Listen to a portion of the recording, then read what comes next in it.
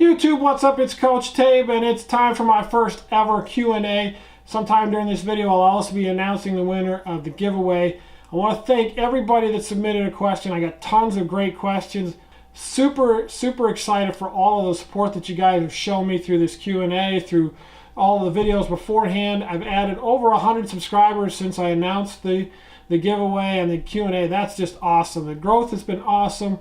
Super pumped for where the channel is already and where it's going to be going. I really appreciate all the support, and I can't wait to get into the questions. Had a lot of fun going through them, and I'm really excited to share my answers with you. So let's get going. All right, first question. By far the most common question I got was how, when, why did you get started in cubing? What was your first cube? All of that kind of stuff. So as you may have noticed, I'm a little bit older. I'm part of the first wave of people who got a cube here in the US. So I got mine in 1981. It was one of the very first cubes, the very first run of Rubik's brand cubes from Ideal. That's the company that sold them here in the US. So I had an original Rubik's cube. That's the cube I learned to solve on. I actually learned through the use of this book, The Simple Solution to Rubik's Cube by James Norse. This is a mega bestseller back in the day. Millions of copies sold, #1 on the New York Times bestseller list. That may not mean much to you young people. Back in the day, everybody, well, not everybody, but probably half the kids in my school had a cube. So to give you kind of an idea of what it was like, imagine like a popular video game today, not Fortnite or like League of Legends or something, or Minecraft, where absolutely everybody is playing it, but something a little less popular but still super popular, like Madden or maybe FIFA or like a Zelda game, something like that. Something really popular. That's what the Rubik's Cube was back then. Literally half the kids in my school had one. But I was the only one who knew how to solve one because I had that book. My mom actually helped me learn how to solve. And what I would do is I would solve other kids' cubes and charge them a quarter for it. So that's how I made money in elementary school way back then. I would charge kids a quarter, solve their cube for them, and that's what I would do. So that was my first cube. My second cube was this one right here. This is a Rubik's Deluxe. So this is a tiled cube. It turns very badly at the moment because I've never done anything to it. But it has the original color scheme on it, which you guys may know as the Japanese color scheme. So green, yellow, blue, white, red, orange. Super high quality puzzle. And that was my second one. I don't have my first one anymore. I lost that one somewhere in one of my moves. And but I still have this one, and it's never go anywhere. Now back then, my fastest time was 30 seconds, and that would have been, I wouldn't have been winning any competitions back then, but that would have been a top time. And if I had practiced more or had known about how to speed up cubes and things like that, I probably would have been able to get even faster.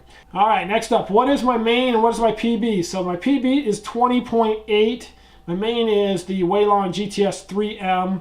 I used a Valk for a really long time, a magnetic Valk, and switched to the GTS 3M after getting badgered by Ghost Cuber to try it out. Switched, now my PB is a 20.8. The rest of my PBs will be linked in the description and also on the about page of my site, of my channel. They'll have a link to Cube PB. Yes, I'm probably the only person on the planet still using that site. But CubePB.com, I'll link you to my profile. You can see all of my mains, all of my PBs, and all of that good stuff.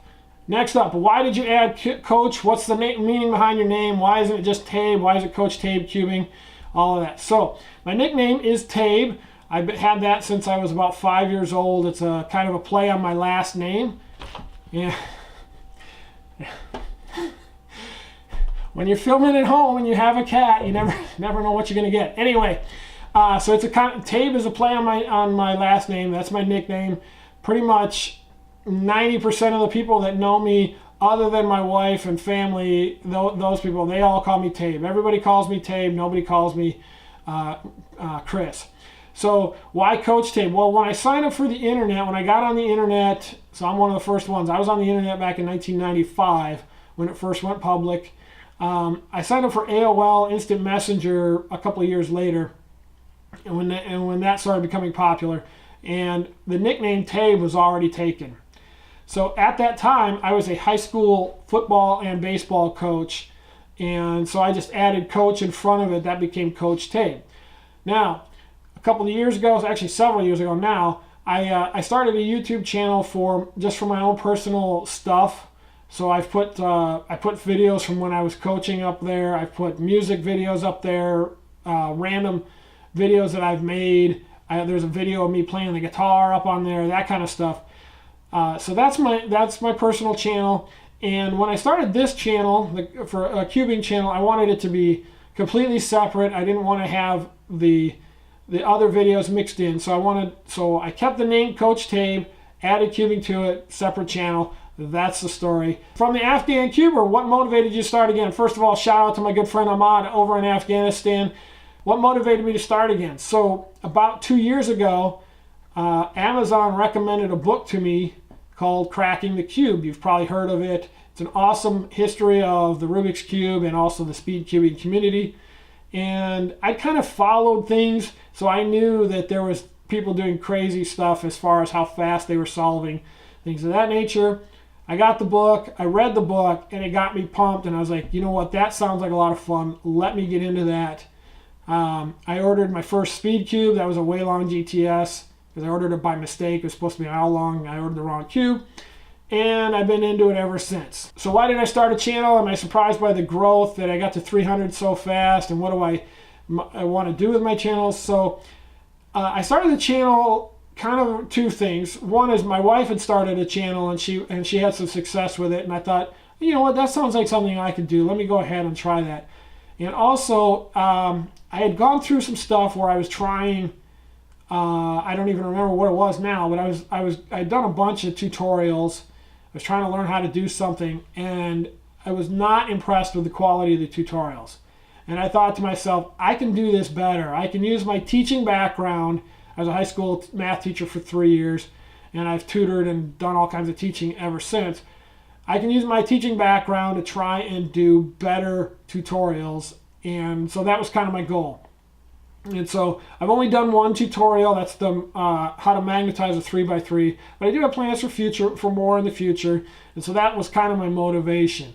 Now, as far as the growth of my channel, I'm super pumped. I had no expectations at all how fast it would grow, and now obviously I'm not the fastest growing channel on the planet by any means, but I'm very excited with where I'm at. I'm at 420 some subscribers in less than a year. That's pretty awesome. 100 in the last month, and that's great.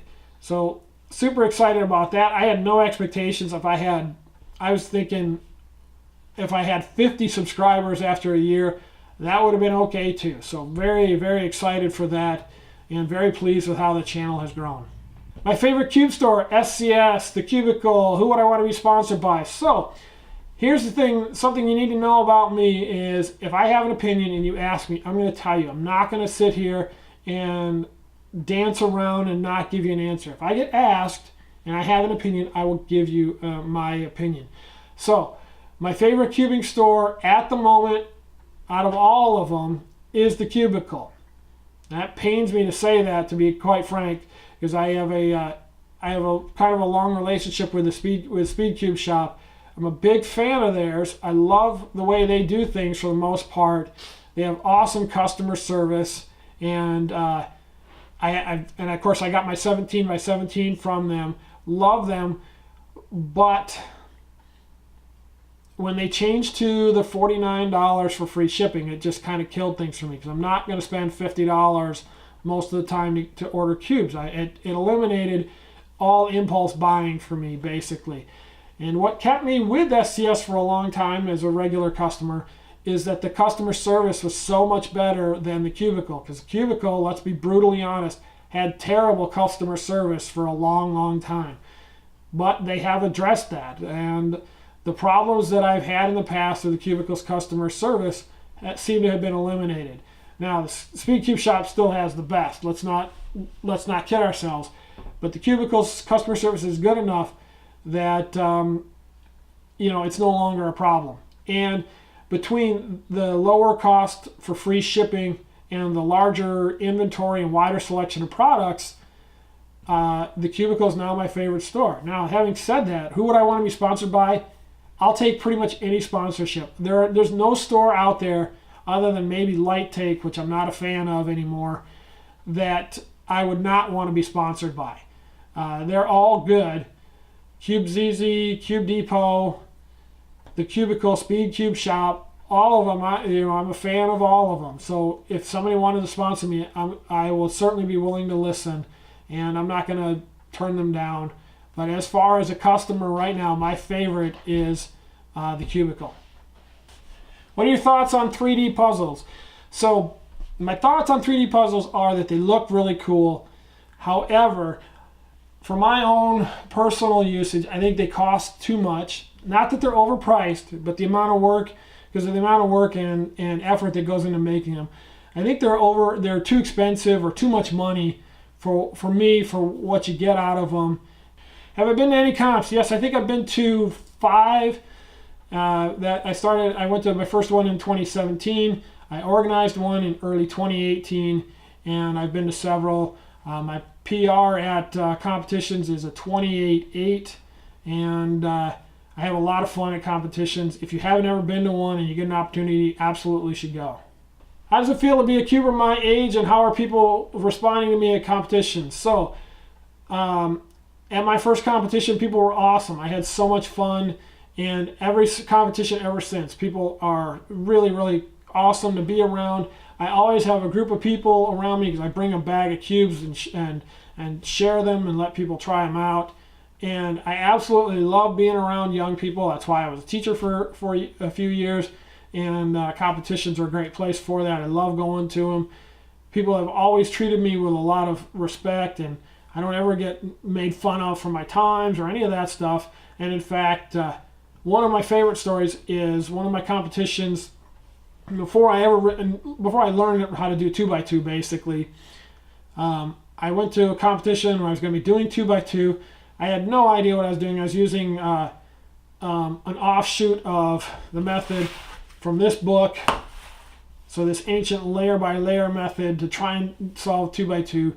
And I sat down, and this kid asked me, he was my judge, he asked me, well, what are you hoping to do with this solve? And I said, I'm just hoping to get under 45, because my practice times the night before were just awful.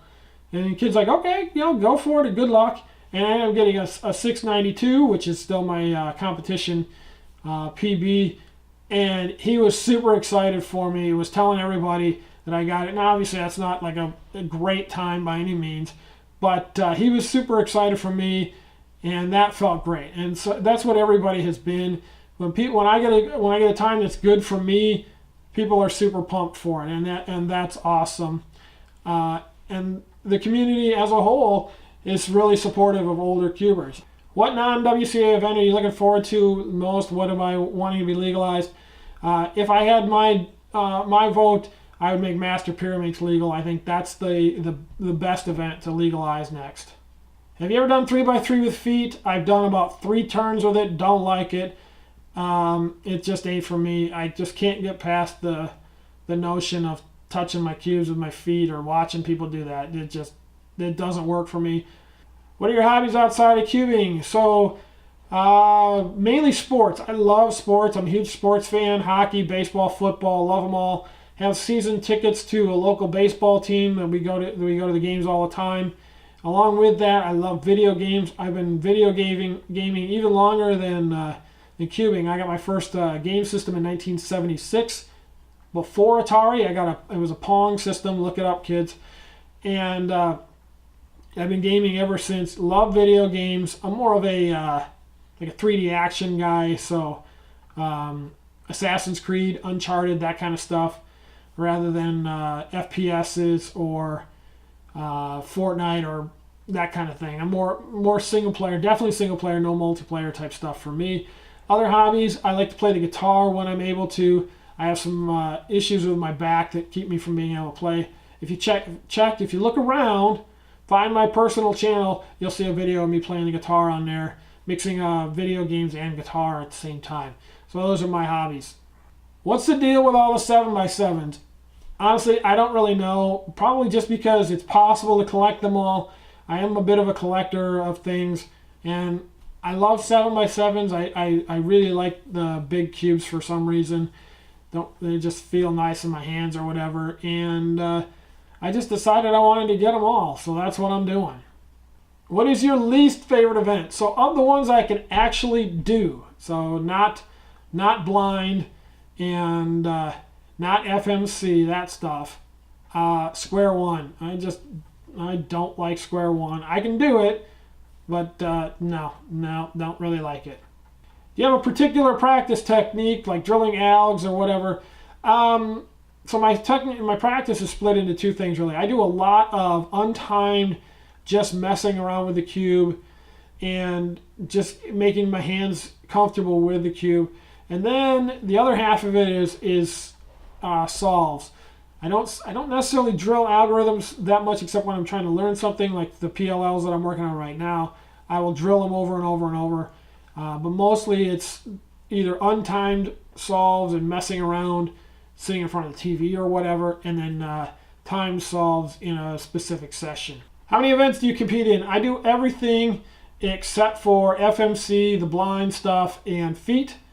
Why do you not have 10,000 subs? Do you ever have a hard time being motivated? What is my motivation? So my motivation is just that I enjoy doing it. But do I ever have a hard time being motivated to make videos? Absolutely. So let's talk about me being an old guy for a while. So as I mentioned, and you may have heard, I have a bad back, and so what that does is it messes with my sleep, and so I have an unusual sleep pattern where I don't sleep through the night. I'll sleep a couple hours, get up, then sleep a few more hours, that kind of thing. What the effect that has on me is that it wrecks my energy level in the evening when I get home from work. So I get home and I'll be really tired, and when I'm tired I can't practice, or I don't want to make videos. I need to just rest. And so that definitely affects my motivation, because I'll sit there and be like, man, I really want to get this video done, but I'm just too darn tired. And that's a serious hindrance for me, but I've worked around it, so I'm no longer in nearly as much pain as I used to be, but I'm tired a lot more often, and that definitely hurts my motivation. What is your favorite cube? I may have mentioned I have a magnetic 17x17. If you had one and only one puzzle to keep and you had to get rid of all the rest, what would it be? Did you know I have a magnetic 17x17? How many solves have you done with your 17x17? I've done about 7, and including 2 while I was trying to do this pattern and I screwed it up. Love solving it. If you're stranded on a desert island with only one cube, what would you want it to be? I have a 17x17 and it's magnetic. Did you know that? What's the biggest cube in your cube collection? So if we're talking about actual physical size, I have the Hishu 18 centimeter 3x3. Huge. I love collecting big cubes. I love getting them all. So in terms of pure physical size, this one. In terms of number of layers, hey look, it's a 17x17. It's magnetic. All right, guys, let's go ahead and get a winner for the giveaway. Put the URL in here, and we'll hit search. And it's going to find all the unique people. I filtered out duplicates. Everybody only gets 1 entry. Now let's go ahead and get a winner. Hit start on there, and it'll pull up a winner. Drum roll, please. And the winner is Pink Rush. All right, Pink Rush, by the time you see this video, I will have already reached out to you, but if you've not heard from me, send me a message on YouTube or at my email or Facebook, something like that. Get a hold of me. Thank you to everybody who entered, and I really appreciate all the questions. Now let's go ahead and get back to the Q&A. All right, guys, now it's time for the rapid fire round. Are you coming to Worlds? No. If your entire cube collection was burned, would you start again? Yes.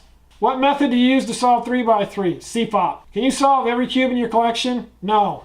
What is your favorite YouTube cubing channel? Speed Cube Review. Life or death? Cubing's way more important than either one. Do you have a 2x2x3?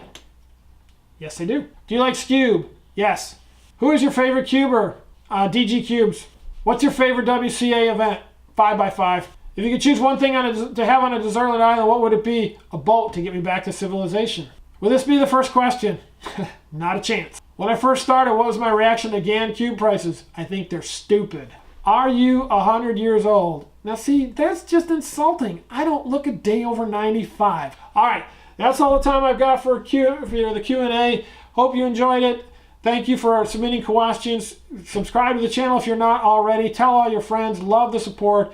Keep it up, and I really do appreciate it. I do love to interact with people. I try to interact and respond to every single comment on every video, and I hope to keep doing that as my channel continues to grow. Keep on the lookout for new tutorials, new reviews. There's going to be more stuff coming all the time. Thank you again. Thank you to everybody who entered. Thank you for all of the support. Congratulations to the winner of the giveaway, and I look forward to doing another of these Q&As sometime soon. Maybe a giveaway. Let's shoot for 1,000. So people, if you want a giveaway real soon, then get all your friends to subscribe to.